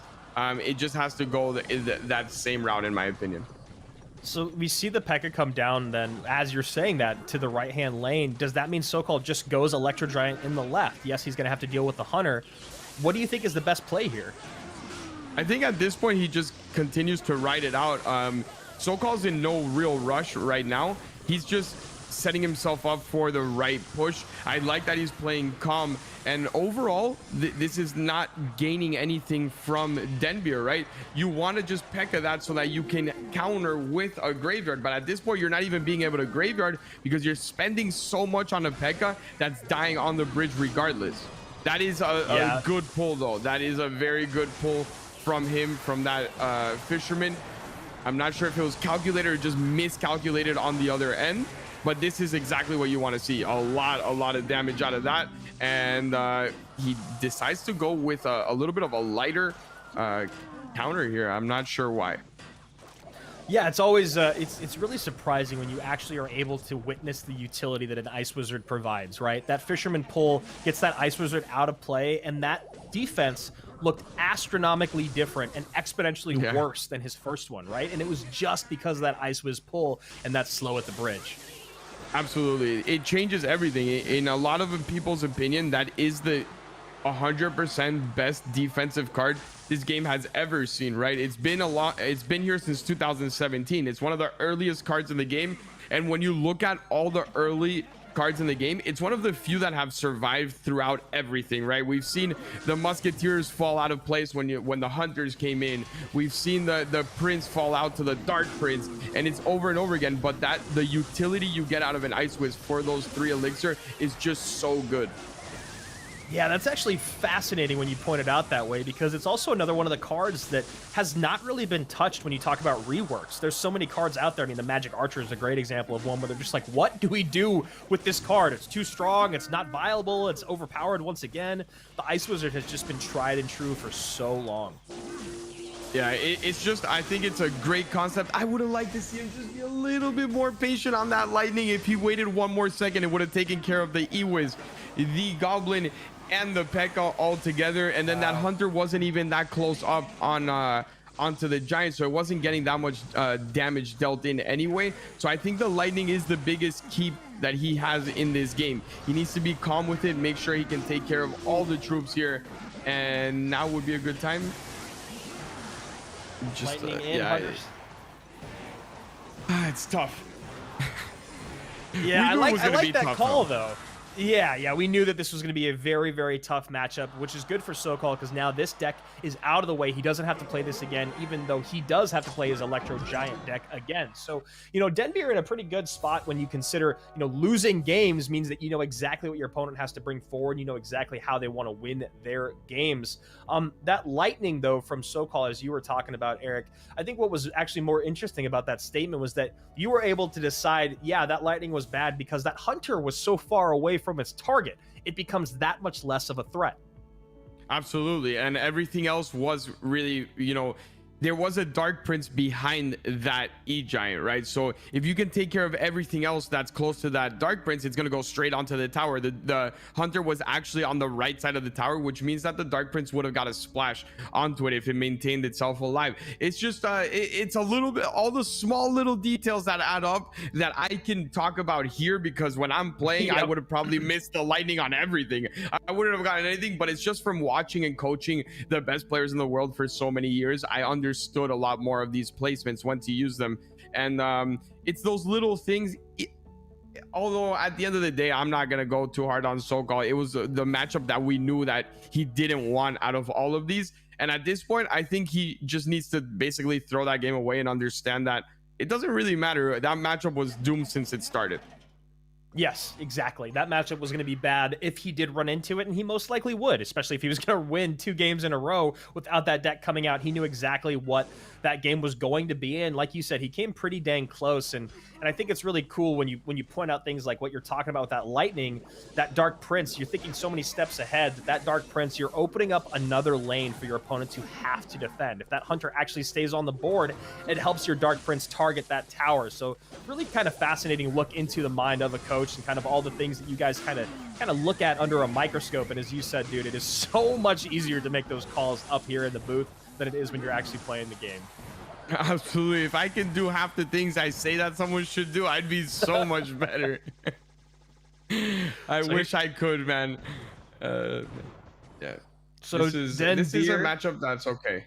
Sorry about that. Go. No, I was actually going to say, so Den Beer with rocking this deck, how do you feel about this matchup? I think this is the second best matchup for Den Beer. I'm very, very curious how he's going to win the last one, just because it's going to be so tough to defend a full push. Yes, he has Rocket, but as long as SoCal doesn't give him any extreme value on that Rocket, he should be good to go. So I think it's smart out of Den Beer to go this route, knowing that, you know what, last game, the pressure could maybe get to SoCal. Let me at least get to it, right? Because you think that has a better matchup than this one does, or I mean a worse matchup than this one does for Den Beer. Yes, I think none of them are great, but I just think Den Beer, this is the best option right now. That Tesla and everything else that defends against this E-Giant dies to the lightning. So if SoCal can, hold on to double elixir in that final matchup, he should be golden. Especially, like, how many times we've seen the Goblin Cage defense against the minor wall breakers, right? As soon as that minor wall breakers goes in, you put that directly onto your tower. Both wall breakers die, and then the Goblin Cage takes care of the minor as well. So it's just very, very hard for him to do anything in that final matchup. So here we go, big push coming down the left-hand side. Electro Giant going to pull everything in, along with that Electro Dragon trying to clean up all those troops, and it does. One of the more frustrating things about playing against that card is the insane amount of damage it does to your troops, and then the larger amount of damage it does to your tower. For me, I still feel like Electro Giant is one of the most overpowered cards in the game, but there must just be something I'm missing, because not a lot of people are talking about that. It's how slow it is. That's the one factor that you can get away with when you play against it. It's such a heavy card, and I'm not talking about elixir heavy. I'm talking about how long it takes to actually get anywhere, right? So if you do have any good DPS, or even a fisherman, right, it's such an easy fisherman pull onto your king tower, onto anything, that's the only reason it's not overpowered. If you give that mobility, any other mobility to it, I think it becomes absolutely broken. But just a simple fact that if you do have a Goblin Cage with an Ice Whiz, it's just never going to get anywhere. So you think does SoCal need to try to put like more Dark Princes behind this Electro Giant to put it on skates, or is that too much elixir spent that goes right into this Mega Knight? I think what he needs to do is just continue to do this over and over again, but he needs to combine everything with a good NATO.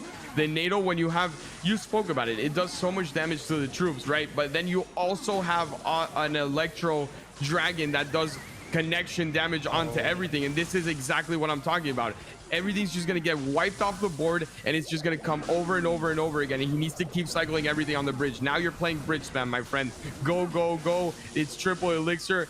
I'm okay with the lightning, and that is game over. GG. I don't expect him to actually get back into the game. Yeah, no, I agree. I think he's completely out of it. Yes, he may stay alive and defend for a little while. Electro Giant at the bridge on the right-hand side. A Goblin Cage comes out to help defend that and the Bar Barrel, but that Electro Giant is still coasting on through. He may be slow, but he is powerful. Got to get the damage on tower. Not able to take it down. 266. Now just waiting on that lightning. 2 HP. 2 HP and an ocean coming down the left-hand side. Yeah, NATO quickly, man. It's his next card. He has it right now. Where's just the NATO onto tower. Hello? Where's the Oh my god, man. Yeah, that was... Oh my god, man. I was like, please don't tell me you forgot you have NATO damage. Please don't tell me. Just go, go, go. And he definitely had it, because I remember in the previous cycle, he NATO'd before the Bar Barrel. So once I saw the Bar Barrel, I knew that he had the NATO, and he had 4 elixir, and I'm just waiting and waiting. Oh man, I got nervous. I got nervous for him. I feel like he was just doing that to mess with us. I mean, he had a little smile on his face after it was over. About 30 elixir on the board going towards that left-hand tower. But SoCal, after a rough first set, honestly, it was a pretty rough first set. And Den Beer on the other side of it, a dominant first set. SoCal comes out back-to-back and goes on through. He is the winner. He is the champion of Group B. We won't get to see him again until our finals, Eric.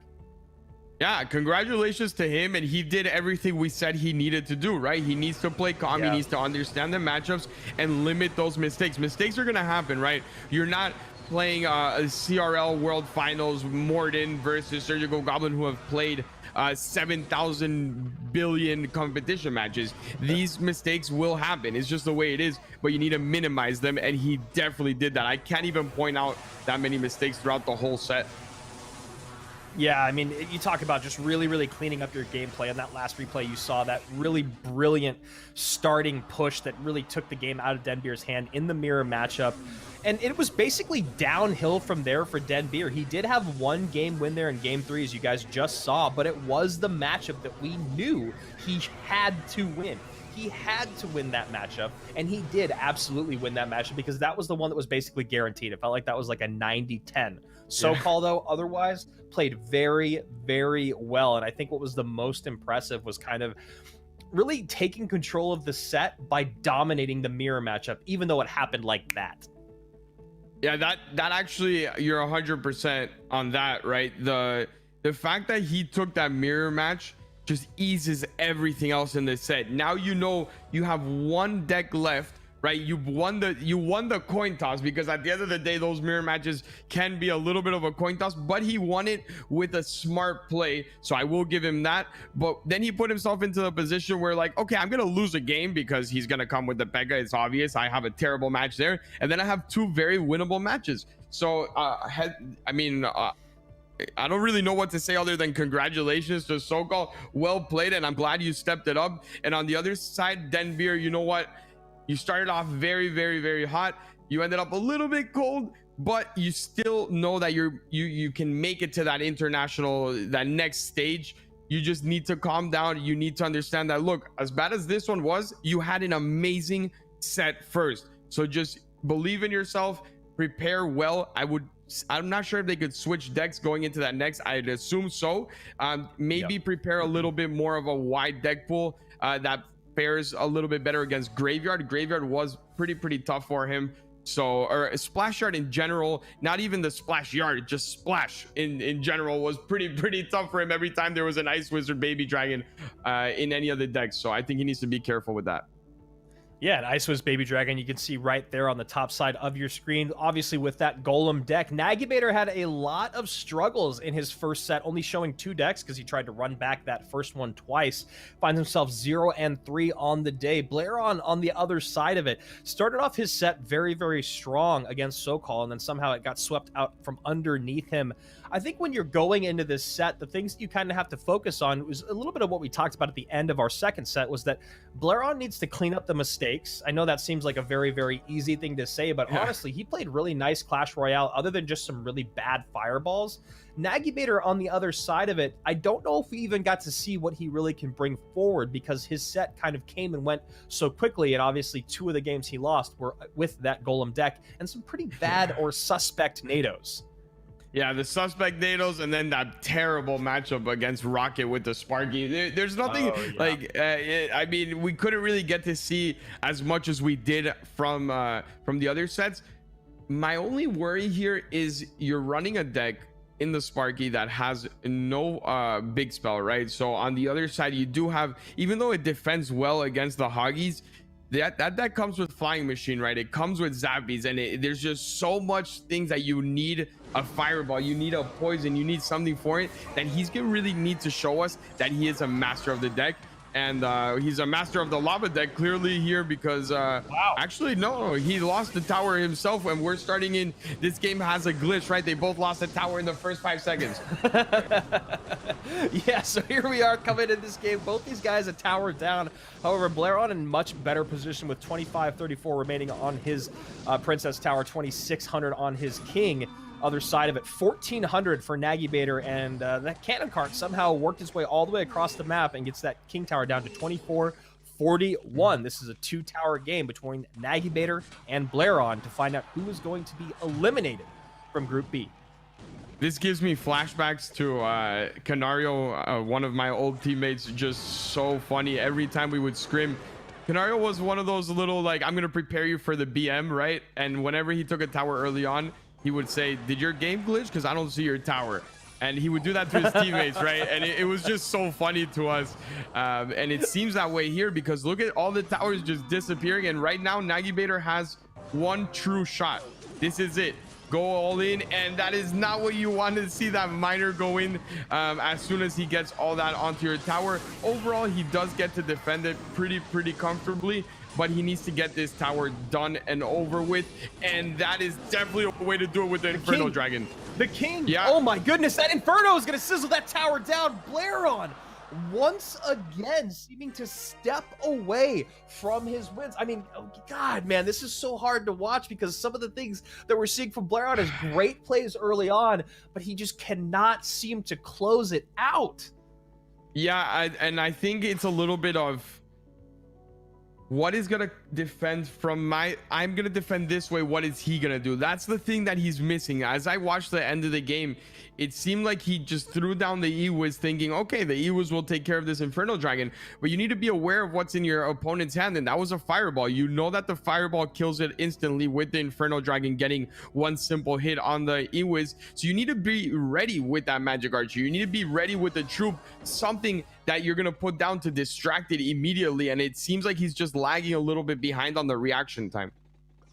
Yeah, and Nagy Bader on the other side of it, he pulls off his first game win of the day. Very well played there, and he decides to kind of pump the brakes on his defense. When you saw that push coming on the left-hand side with the cannon cart, he just drops an Inferno Dragon on top of the cannon cart, sacrifices his tower. That same Inferno Dragon is the one that ends up taking the King. So nice plays there from Nagy Bader, as we said, picking up his first game win. We are up 1-0 here in game number 2.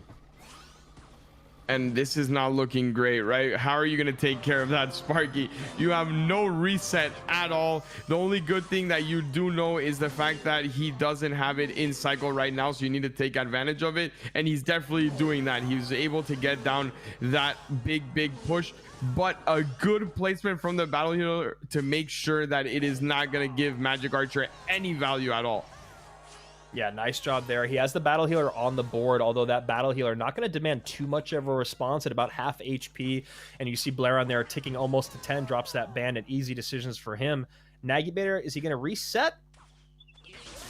Okay, Nagy Bader, at this point, I think you need to play reactively, right? You know what's on the board from Blairon. At this point, you have a Sparky. Wait for the biggest push you can. Wait for the troops to accumulate, Sparky, and then, what we've seen more often in the CRL pros is that giant doesn't actually go down until it's on the bridge right before the Sparky's gonna cross, right? And I think that's the way Nagy Bader should be playing this. Yeah, that's actually a really interesting kind of thing that you point out there, Eric, is you do very rarely see that Goblin Giant cycled in the back in CRL. A lot of times, as you said, it'll just be dropped at the river once the person holding the Goblin Giant recognizes, okay, my opponent has either spent too much or doesn't have the... This is huge. I just need to stop talking for a second. I'm not sure he's going to do a massive push. And that's the part of playing reactively that you need to do. That's why I was saying wait for the push with the Sparky, because that's your only real counter to everything.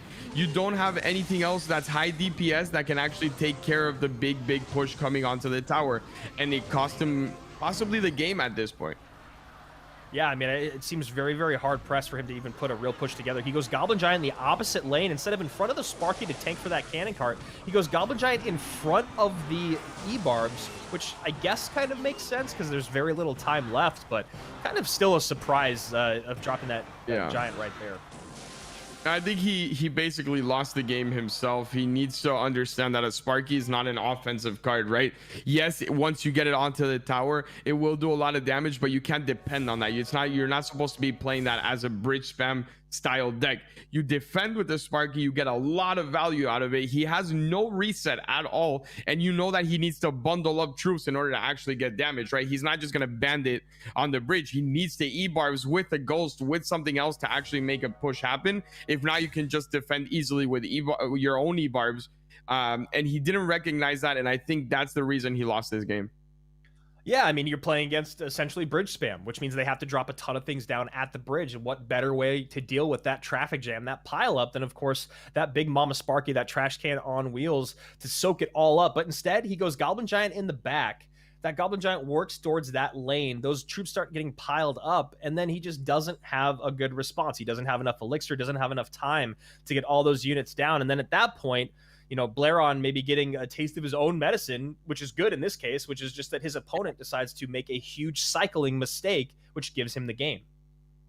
I think it was also a little bit of a miscalculation there on not understanding that the only way you lose is that way, right? And it could be just the fact that maybe he's not as comfortable with Sparky as he is with the other deck that we saw him play with the lava. None of these players said their favorite deck is Sparky, and although it may seem very straightforward on how to play it, it really isn't. So I'm gonna have to see how he fares in the other matchups, because if he's gonna move on today, he needs to win a set with it.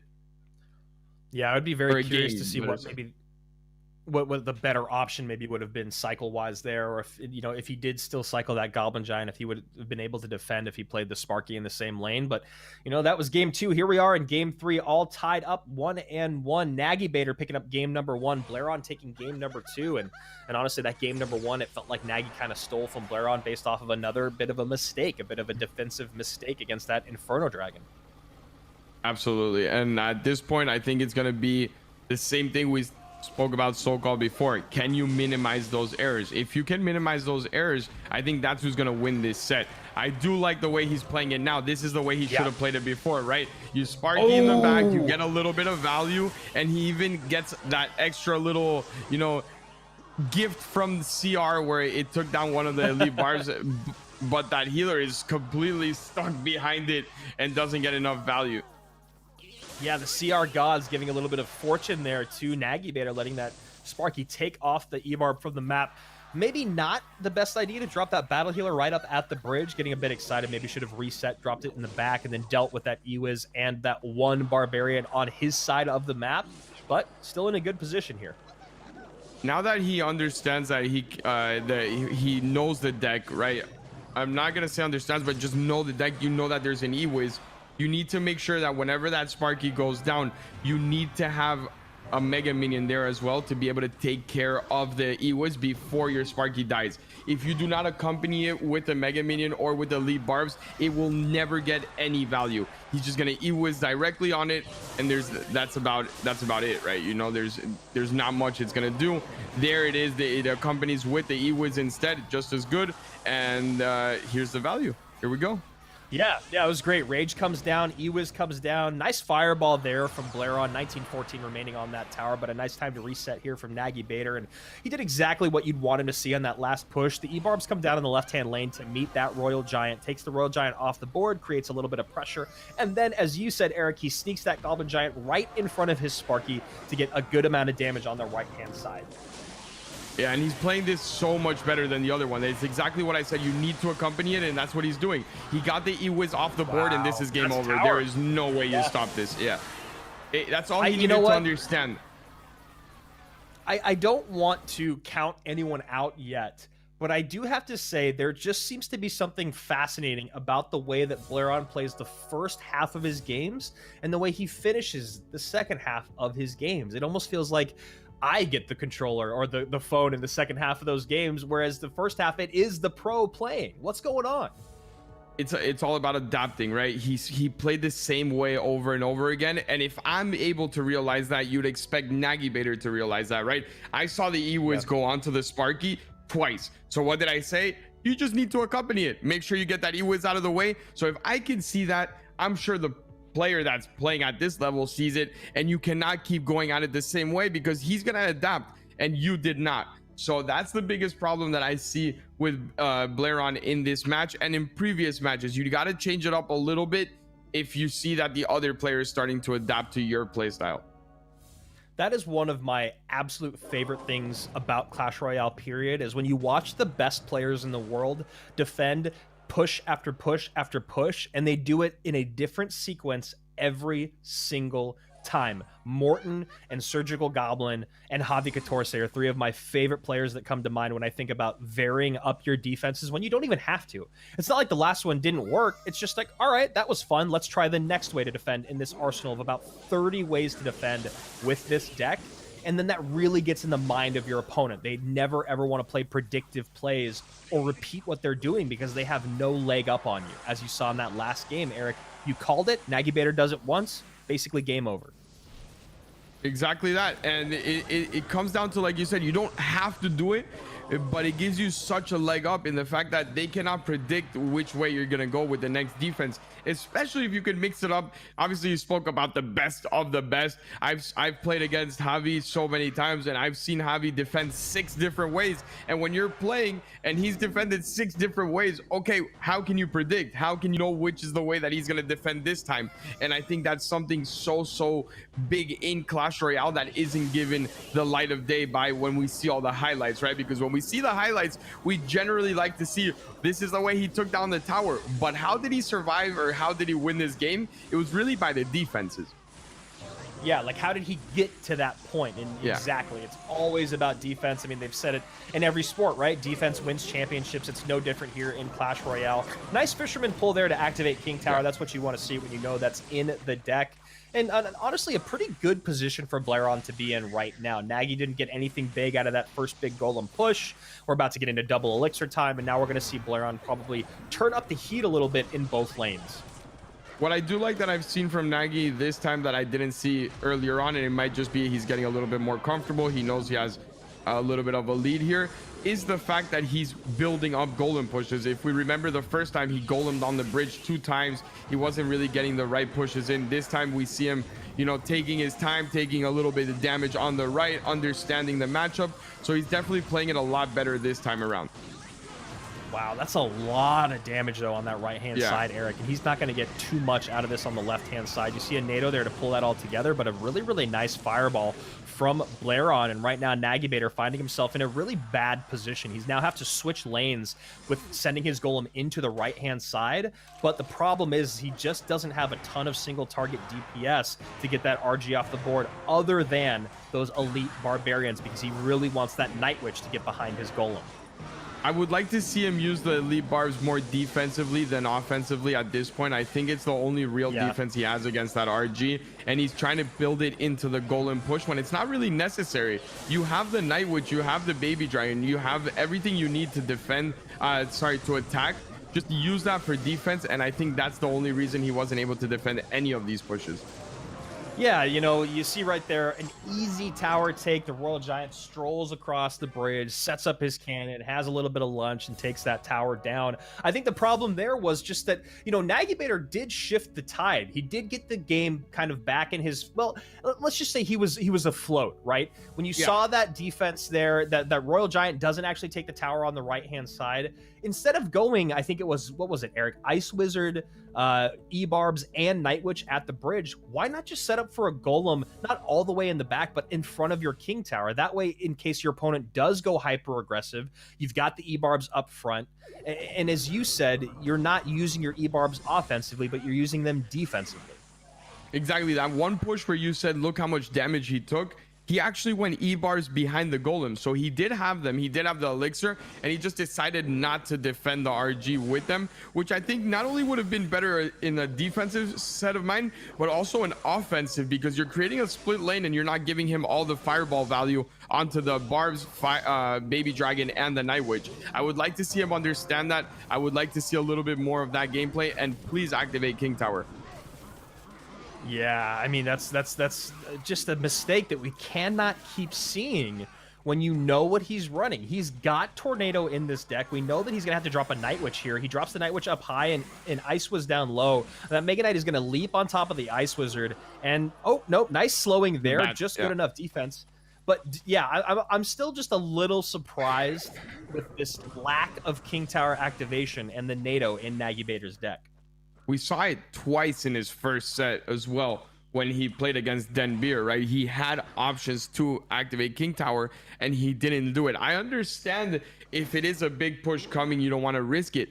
But this was a split lane Hoggies push with absolutely nothing to risk, right? It was just a free King activation, and he needs to really start getting that extra damage from the King Tower if he's going to want to win this game. Yeah, because what's been weird is he hasn't been willing to take that damage early on, which means he's not going to be willing to take it late in the game, correct? I mean, if he's not doing it when you have the most damage on your towers or the most health on your towers, then how are you going to do it when you're, you know, down a tower late game as we are right now? He can't even really double down on this golem push, man. Yeah, it's just, it all comes down to that, right? There's no need to play the golem right there, and you know that he has Hoggies in cycle. You know that it's going to be a counter and that you don't really have anything to take care of it, and it's just wanting to take that tower when it's not necessary. A golem player at his best will understand that you only need one push and you have to wait for the right one, and I think that's what's costing him the game here. Exactly.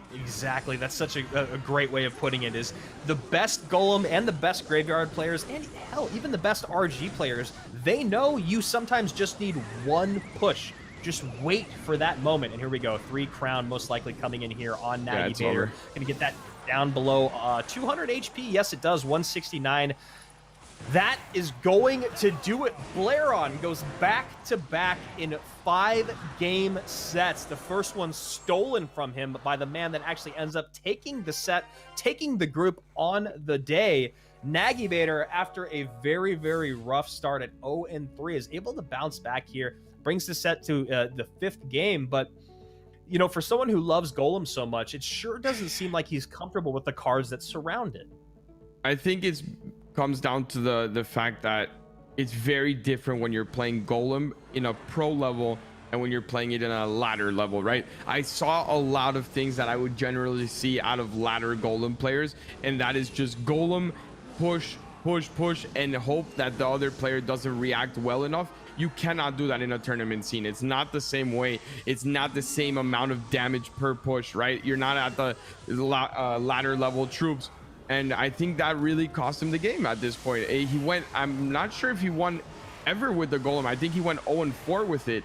So definitely not the right deck choice.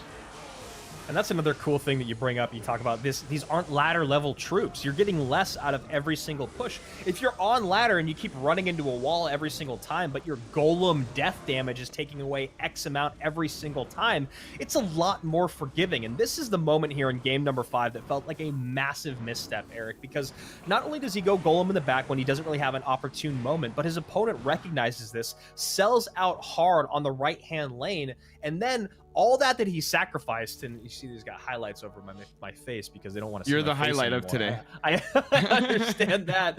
Is that, you know, what happens there is he sets up that golem push, he sacrifices the damage in the right, and then he just actually he's not able to double down on the golem push because his opponent goes, all right, I'm just going to go for your King Tower then. You have to drop troops eventually or you're going to lose. Also, when you saw that one push, right, that one that did take tower, it's what I was talking about earlier. You need to take advantage of the free King Tower activation. That was not a free King Tower activation because there was a flying machine and a Zappy behind it. So even if you did activate King Tower, that flying machine was going to get rid of it. You need to take advantage when they give you a free one. It's not often it happens. Usually you're going to see a Mega Knight in front of the Hoggies. You're going to see that flying machine. You're going to get a lot of troops. So when you finally do get that one time where it's free, you need to take advantage of it. And that cost Nagi, not in this game, but in 3 different Golem matches. Yeah, which is insane when you put it in terms like that. It cost him 3 separate Golem matches. So here we go. Blairon, the guy that you just saw, he will be facing off against Denbeer to decide who is actually going to be moving on forward. One of those guys will be eliminated the next time that you see them, but that will be for a little bit down the road. Same with Sokol. Sokol gets to sit back, relax. He's made it to our international finals.